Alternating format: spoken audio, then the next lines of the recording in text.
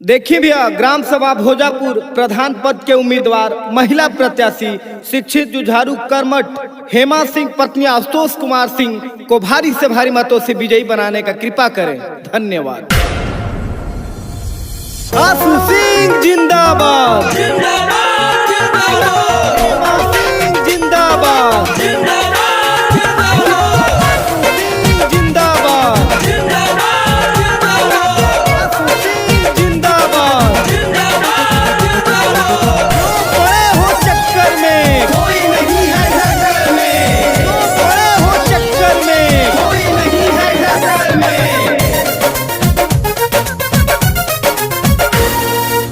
मांगिले आशीष चाची छू के चरनिया,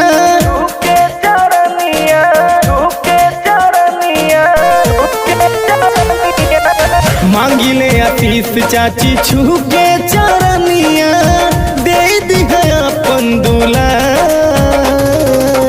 ओट मांगे आशु सिंह तोहर ए चाची हो, ओट मांगे हेमा सिंह तोहर, ओट मांगे बिटिया तोहार ए चाची हो, ओट मांगे बहिनी तोहार। जीतेंगी भाई जीतेंगी, हेमा सिंह जीतेंगी, जीतेंगी भाई जीतेंगी, हेमा सिंह जीतेंगी। जिंदाबाद, जिंदाबाद, जिंदाबाद।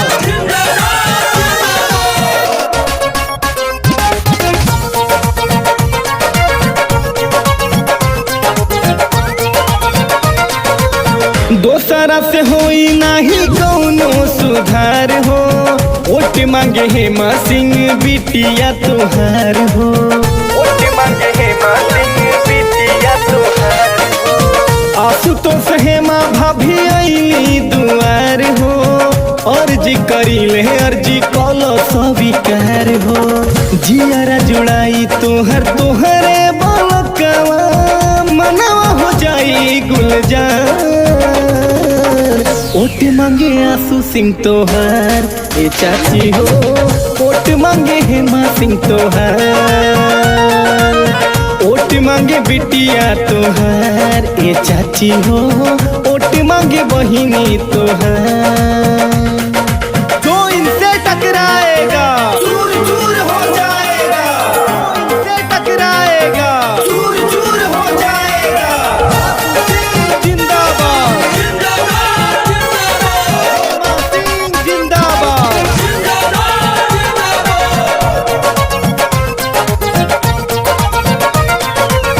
गांव के सहयोग से ही बनिए प्रधान हो, वादा करेली पूरा करके दी है काम हो, वादा करेली पूरा करके दी है काम हो। महिला सम्मान मिली बिटिया सुरक्षा, पूरा सहयोग मिली ने तो होई सच्चा। खुली तकदीर फिर अपने लोगन के, मारा मोहरोट तत्काल। ओट मांगे आशु सिंह तोहार ए चाची हो, ओट मांगे हेमा सिंह तोहार, ओट मांगे बिटिया तोहार ए चाची हो, ओट मांगे बहिनी तोहार।